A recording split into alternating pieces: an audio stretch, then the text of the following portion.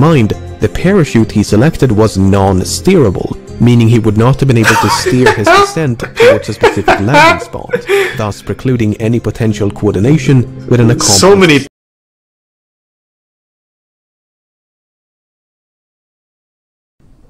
Ah, fuck it. XQC watched it, I'll watch it. I actually really like the DB Cooper story, and I haven't seen this one yet.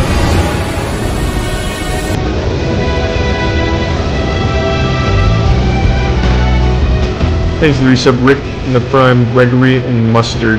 A daring parachute escape from a flying 727 somewhere between wings. A search was made of the plane immediately. We don't know who he was, where he came from, or where he went.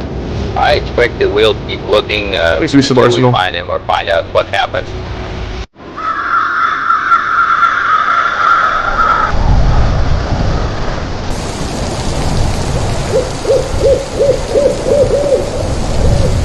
I love the idea that a YouTuber like actually solves one of these things. I'm assuming he doesn't, right? But maybe he does, I don't know. In the afternoon of November the 24th, 1971, a middle-aged man carrying a briefcase walked into Portland International Airport and purchased a one-way ticket to Seattle, Washington. Different place, Hyper. The man identified himself as Dan Cooper, and along with 36 other passengers and a crew of 6, he soon boarded Northwest Airlines Flight 305. Once aboard, Cooper made himself comfortable in the middle of the last row of seats on the right side of the cabin. He ordered a drink and had a smoke, because this was the 70s. Once the flight was cleared for departure, Cooper turned around and handed an envelope to flight attendant Florence Schaffner. Inside the envelope was a note featuring a handwritten message stating he had a bomb. Schaffner reluctantly sat down beside him and glimpsed what appeared to be this story is so fucking wild inside his briefcase. Cooper's demands were quite simple. He wanted $200,000 in cash and 4 parachutes. He also demanded a fuel truck to stand ready to refuel the aircraft once they landed in Seattle. Should they fail to comply with his demands, he threatened to, quote, do the job. Once the flight was airborne, Schaffner went to inform the cockpit crew while this was in like the 60s, so 200k back then was nuts. By using a telephone in the rear of the cabin, Mucklow acted as an intermediary between Cooper and the rest of the flight crew. They're 70s, whatever, still a ton. For the next hour and a half, Flight 305 maintained a holding pattern near Seattle, while local and federal authorities scrambled to procure the ransom as well as the 4 parachutes. 10,000 $20 bills were collected from a local bank, while the owner of a nearby skydiving school supplied the chutes. At 5:45 p.m., more than 2 hours past its scheduled arrival, Flight 305 finally touched down in Seattle.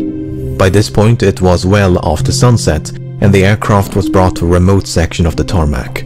Once the flight came to a stop, both the ransom and the parachutes were handed over to Mucklow, who then brought them back aboard. In exchange, how many people Cooper were on board the permitted 2 plane? of the flight attendants, as well as all the passengers, to disembark, many of whom had not yet realized the flight had been hijacked. 36, With the ransom 60? paid and only 36. 4 crew members remaining on board, Cooper told Mucklow to inform the captain that he wanted to fly to Mexico City. They were to fly with the landing gear down, the flaps at 15 degrees and below 10,000 feet. The lights in the cabin were to be switched off, and the aft stairway, which opens from the underbelly of the fuselage, was to remain extended. 2 of Cooper's demands could not be satisfied.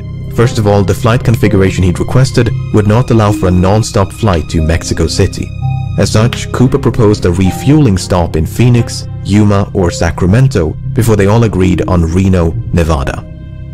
Second of all, it was not possible. It seems like they're on Cooper's side, like, yeah, you can take the money and Cooper agreed tell us to where to go. retract the stairs on the condition that Mucklow remained by his side and taught him how to extend them once the plane was airborne. Parked for nearly 2 hours due to complications with refueling, Flight 305 was back in the air by 7:36 p.m. Less than 5 minutes after takeoff, Cooper told Mucklow to head for the cockpit and that from this point onwards, he was not to be disturbed. The last time she saw the bomb Cooper, turned out to be he fake, was standing though. in the Sorry, I middle don't mean of to the spoil aisle, things. as if though he was preparing to jump. Mucklow joined the rest of the crew, locked the cockpit door behind her, and some 3 hours later, Flight 305 safely landed in Reno. Once the flight came to a stop, The crew carefully I could be wrong, I don't into really the rear remember of the that. cabin, but there was no sign of Cooper, nor the bomb. The aft stairway had been extended mid-flight and was slightly damaged upon landing. It seemed there was only one explanation for the hijacker's absence. At some point between Seattle and Reno, Cooper had strapped on a parachute, walked down the stairs, and leaped into the dark of night.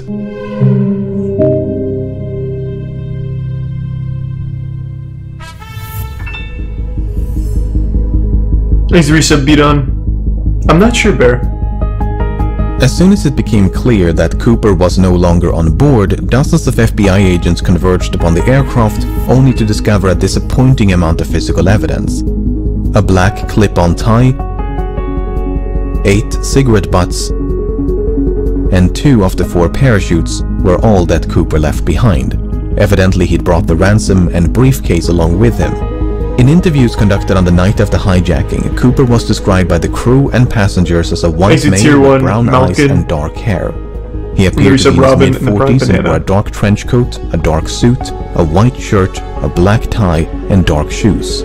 Soon after boarding, he'd also donned a pair of sunglasses. Based on this description, the FBI produced the first of several composite sketches. Before they could mount a search, however, the FBI had to figure out when Cooper abandoned ship. But that was easier said than done. None of the 4 crew members witnessed Cooper jumping from the plane, nor did the pilots of 2 fighter jets which escorted the flight between Seattle and Reno. Which was not all too surprising given it was the middle of the night. Although the flight crew did report something odd, the last communication with the hijacker occurred at approximately 8:05 p.m. when the crew used the intercom to offer assistance, which Cooper declined. Within the next 10 minutes, the crew experienced what they described as an oscillation or vibration of the aircraft.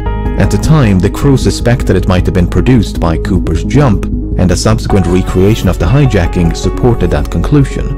Okay, so that took care of the when, but what about the where? While Cooper was very explicit about the flight's configuration and destination, he never specified any kind of route. In fact, Cooper grew so impatient with the slow refueling in Seattle that he dismissed the captain's request to file a flight plan and simply told him to, quote, get the show on the road. As such, the captain chose to fly along an airway known as Victor 23 without any input from Cooper.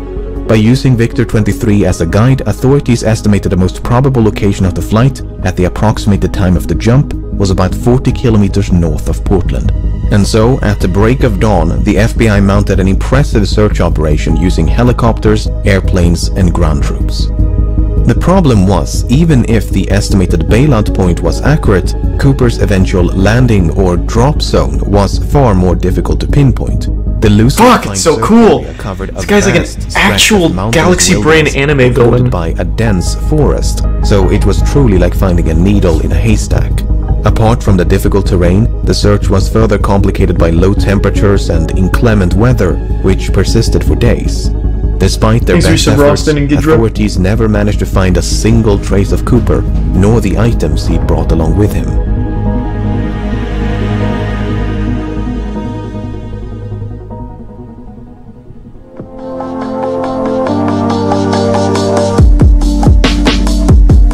Having made little to no progress by early December, the FBI turned their attention to the $200,000 ransom. The money had been collected from the Seattle First National Bank, which contained a ransom package of $250,000 just for such an occasion. Because of this, the serial numbers of the $10,020 banknotes given to Cooper had been documented in advance, a complete list of which were quickly made available to financial institutions, government agencies, and the general public. The intention was to make it as difficult as possible for Cooper to spend his money. Northwest Airlines and several newspapers even began to offer rewards to anyone who could find a note with a matching serial number. In spite of these efforts, no one ever did. That is until nearly a decade later. In early 1980, a young boy named Brian Ingram was building a campfire on a small beach in southern Washington. As he was digging into the sand, Ingram discovered 3 bundles of cash totaling $5,880. Having heard about the infamous skyjacking, Ingram's parents brought the severely degraded bundles to the FBI. The notes were promptly inspected, and sure enough, the serial numbers matched those of the ransom. Fuck! Big fine, Brian! Imagine being like an 8-year-old, however, fucking drinking milk, shitting in your diapers, and finding that. Than it answered. The most significant of which was how? How did the money end up so far away from the drop zone? Looking at this map, it might be tempting to think that Cooper simply dropped some of the money, which then fell into the Lewis River. The bundles could then have been carried further downstream by the Columbia River before finally being washed ashore at Tina Bar, which is the name of the beach. Tina Mucklow, Tina Bar. Coincidence? Yeah, coincidence. Anyway, the problem with this idea is that the Columbia River flows in the opposite direction. This has led some, including members of the FBI, to re-evaluate the initial drop zone assessment. For instance, if the drop zone was much further southeast, close to a river called the Washougal River, it is conceivable, albeit improbable, that the money floated all the way down to Tina Bar. Alternatively, the bundles may have simply landed on the beach if the flight path was further to the west. Even so, natural explanations struggle to explain how 3 independent, potentially free-falling and/or free-floating bundles of cash ended up at the exact same place on the same beach. To complicate matters, sediment from the riverbed was excavated and dumped onto Tina Bar as part of a dredging operation in 1974. And according to one analysis, the money was discovered above this layer of sediment. If true, that would mean the money came to rest at Tina Bar sometime after 1974. What the fuck? But a re-examination of that analysis found that what was believed to be a layer of deposited sediment might actually have been a perfectly natural layer of clay. Not only that, but the sediment was clearly dumped some distance away from where the money was discovered. Furthermore, when Ingram discovered the bundles, the rubber bands which held them together were still intact. This is significant because experiments conducted in 2009 revealed that this brand of rubber bands could not withstand exposure to open air or water for more than a year. So, unless the bundles were somehow protected from the elements, they must have become buried at Tina Bar within a year of the hijacking. This is so fucking complicated. Seems to be that Cooper or someone else deliberately buried the money. Did Cooper survive and bury the money himself? Did someone else bury the money after stumbling upon Cooper's remains? If you're in the chat, DB Cooper, just let me know, man. This is crazy. I want to hear more about it. It's managed to elude investigators for decades. Suffice it to say, I didn't know any of this part. Within a mystery. Since Ingram's discovery in 1980, both Tina Bar and the grounds around the Washougal River have been subjected to numerous searches. I have not seen that, nobly. But to date, there's been no sign of Cooper, nor the rest of the money.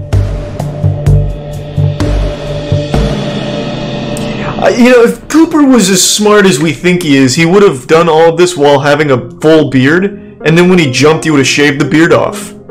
Just to add another layer of good ideas to it. Cooper did not survive his daring escape. It would not make for a very thrilling conclusion to this story, but that's the thing about stories. They're usually far more exciting than reality.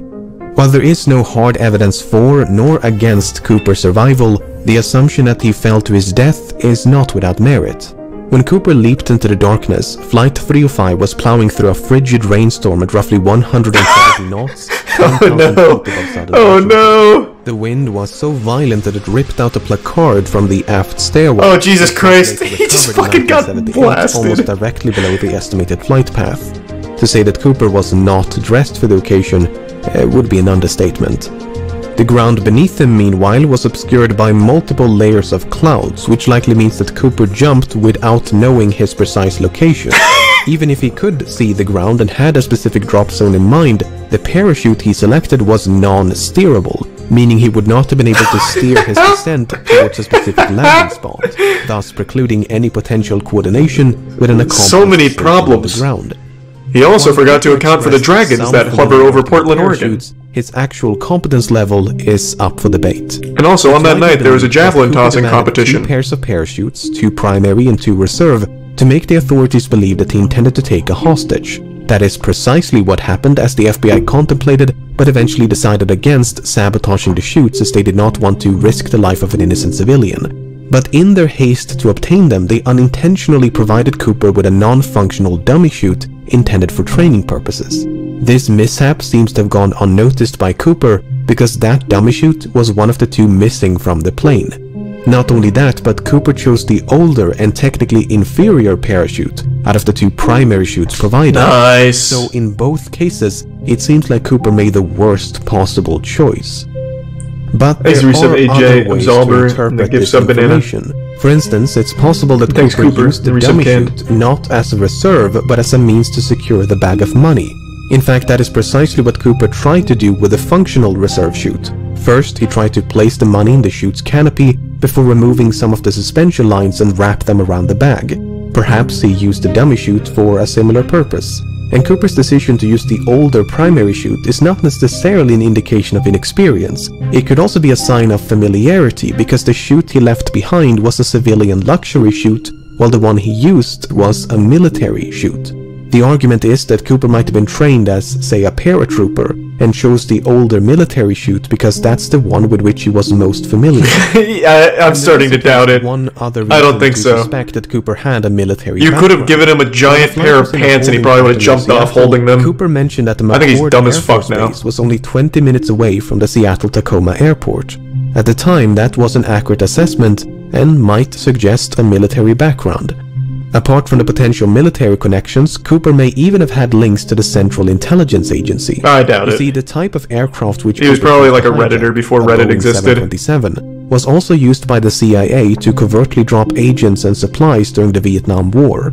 A task for which the Boeing 727 was uniquely qualified due to its distinctive aft stairway. So it's fairly safe to assume that Cooper chose to hijack a Boeing 727 specifically because it provided a relatively safe means of escape. Whether he learned of this from the CIA or came to that conclusion independently is another question. Sugar Daddy. However, the fact that Cooper chose to hijack a flight operated by Northwest Airlines was apparently random chance. When Tina Mucklow asked Cooper about his motives, he responded, "It's not because I have a grudge towards your airline, it's just because I have a grudge." Oh, that's kind of fucking cool! That Flight 305 just happened to be in the right place at the You're not trapped in here with me. Even so, I'm trapped in here with frigid weather temperatures and a bad plan. He seemed to know a great deal about aircraft and aviation. He appeared to be familiar with the local terrain. He maintained a low profile to avoid a panic. He covered his eyes with a pair of glasses to conceal his identity. He left very little evidence behind, and he demanded 4 parachutes to force the assumption that he was taking a hostage. He was even cunning enough to reclaim the note which he'd initially given to Florence Schaffner. Apart from the name he wrote on his plane ticket, there are no other samples of Cooper's handwriting. But for all his planning and cunning, it seems Cooper did not give enough thought to his eventual escape. Not the most important part. A route, but he was forced to make a last-minute destination now I'll just change kill myself out here, I guess. To Reno. He could have demanded more appropriate parachuting equipment like a pair of boots, a helmet, or jumpsuit. He could even have specified the ransom to be delivered in larger denominations to make it lighter and less cumbersome to carry. Exit Tier 1, Joe. He did survive the fall and made it safely to the ground. He may then have had to make his way through a dense, partially snow-covered forest in nothing but loafers and a trench coat in late November. I get the distinct impression that Cooper's escape was much more of a leap of faith than a carefully executed jump. On the other hand, authorities never received I love the animation he has here with it too. He looks like he's really fucking struggling falling out. This might suggest that Cooper did survive and that he swiftly and quietly resumed his normal routine. Furthermore, other hijackers have performed similar stunts, and many of them did survive even if they were quickly apprehended. Finally, the simplest explanation for how 3 bundles of cash ended up at Tina Bar is human intervention. At the end of the day, most of this is based on nothing but supposition. Without any concrete evidence of Cooper's demise, it leaves the door wide open to the far more exciting proposition that he did, in fact, survive. Nah, I've now been convinced that he was a fucking idiot. There's no chance. This man dove off in the middle of the night in the worst possible conditions. He should have. It's like he jumped into a volcano. Among them was he would have had a higher chance of surviving that. Initials DB and surname Cooper. This Cooper was quickly eliminated as a suspect, but due to a mix-up by the press, the name Dan Cooper was confused for DB Cooper, and the rest is history. While Dan Cooper is most likely a pseudonym, there is a comic book series of the same name. The comic is written in French and centers around a Canadian pilot named Dan Cooper.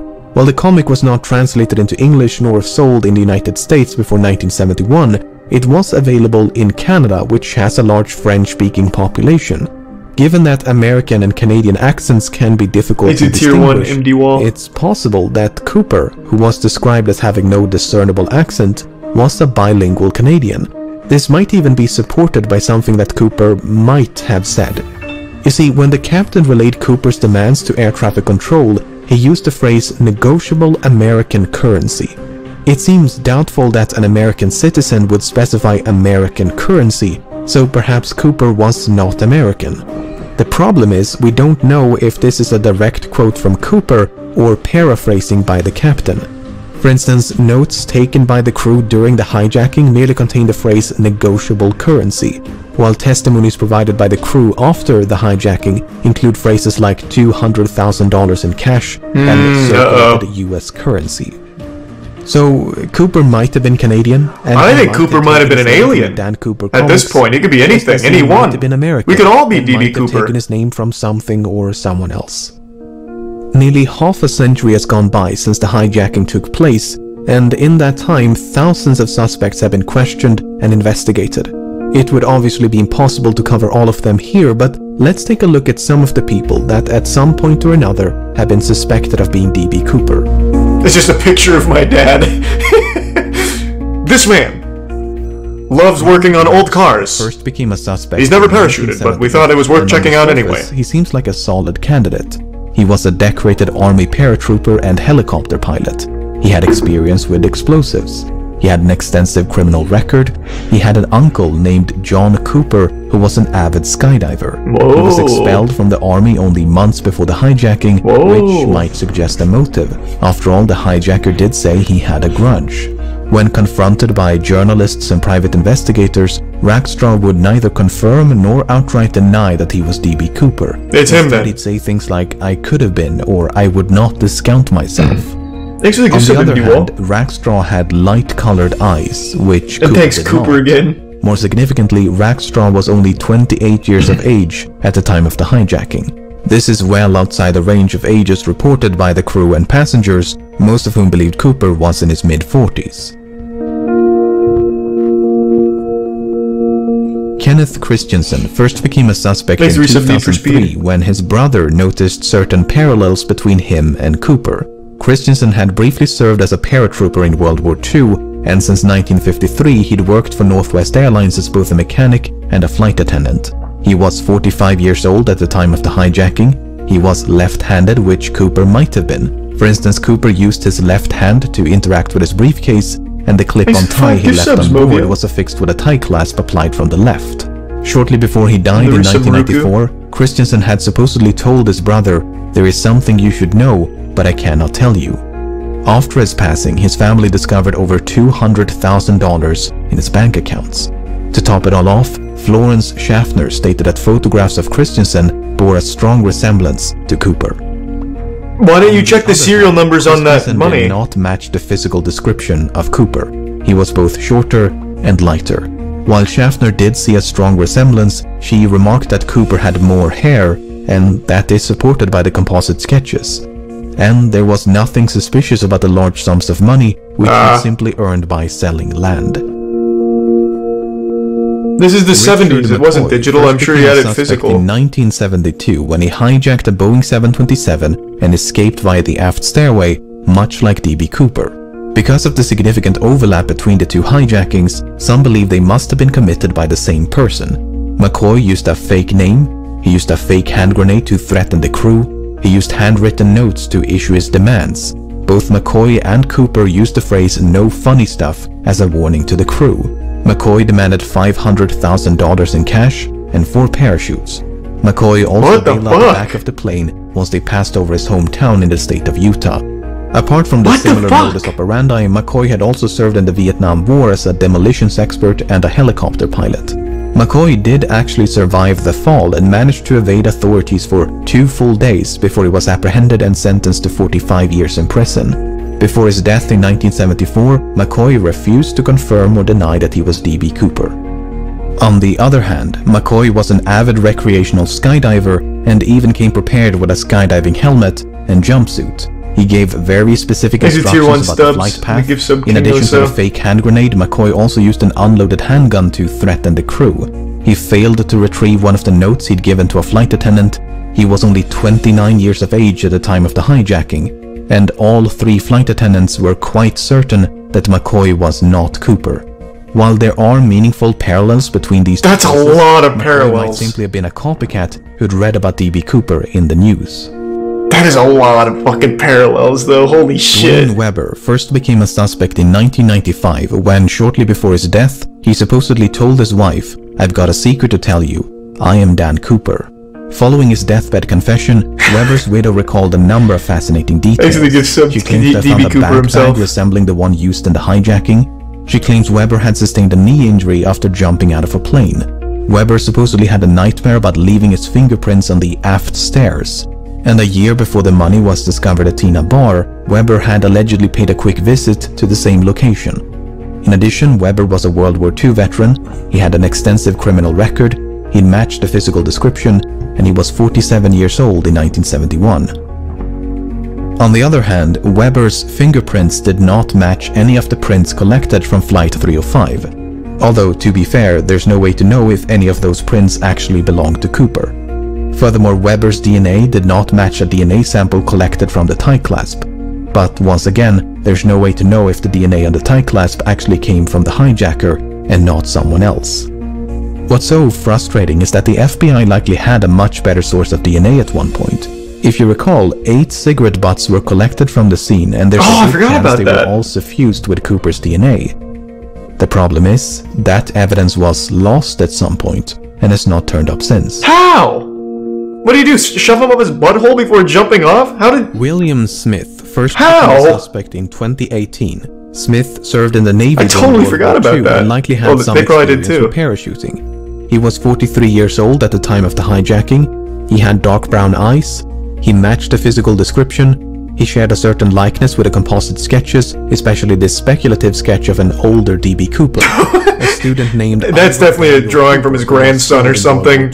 Attended the same high school. That is just that man. Smith worked as a drawn by his son for a railroad company for most of his life, but in 1970 the company filed for bankruptcy. As a consequence, Smith lost his pension, which might suggest a motive. He could, for instance, have developed a grudge towards the airline industry for their role in bringing about the downfall of the rail transportation industry. It's further speculated that Smith could have used his knowledge of railroad networks to hop on a train and escape undetected. On the other hand, Smith spent his entire life in the northeastern United States. Given that the hijacking occurred on the other side of the country and was committed by someone who at least appeared to be familiar with the local terrain, Smith is not the most ideal candidate. However, the fact that Smith worked as a yardmaster is interesting. You see, the tie that Cooper left behind was recently examined using an electron microscope, which uncovered various metallic particles. Some of these particles, especially pure titanium, were quite rare in 1971. This might suggest that Cooper worked as a manager at some sort of chemical or metallurgical facility, or possibly a rail yard. I think it's him! The old man! If nothing else, I hope this limited selection of suspects illustrates just how difficult it is to be certain when you have so little evidence to work with. Yeah, that was fucking fascinating. 5 individuals look nothing alike, yet any one of them could be D.B. Cooper.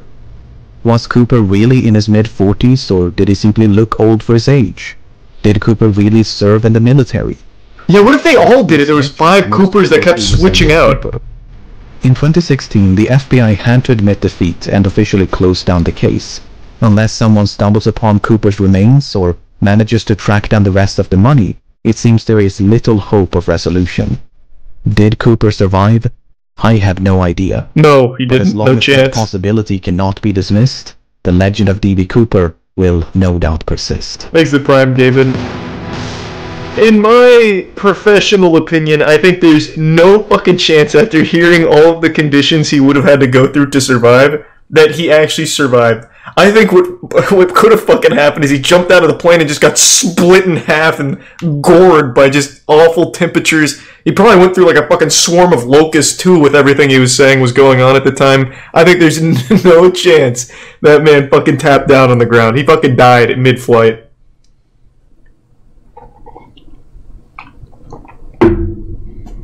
I had no idea the conditions were that bad when he made the jump.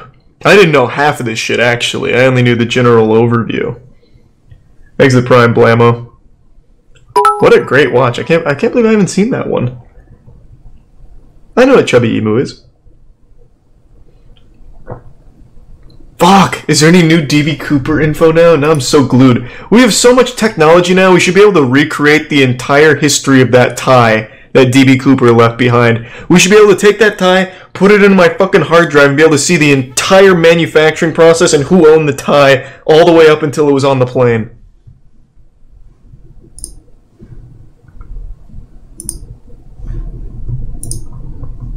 He's the Prime Nar and the Tier 1 Swebs. I don't even know what that means, James. I'm not caught up on the drama on that one. Let's see. DB Cooper. RP is DB Cooper. Yeah, that'll be my new character in GTA RP. What is the newest development here?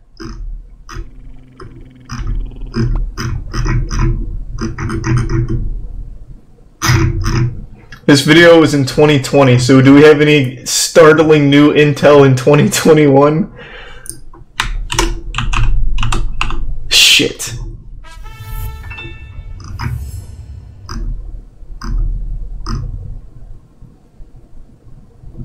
Shit. Doesn't look like it. What a fascinating story. Is there any others like that? DB Cooper, flight attendant Tina Mucklow as the key to mysterious skyjacking, but does her story hold the answers? Cicada 3011's not terrible. And it's not 3011, is it? 3301?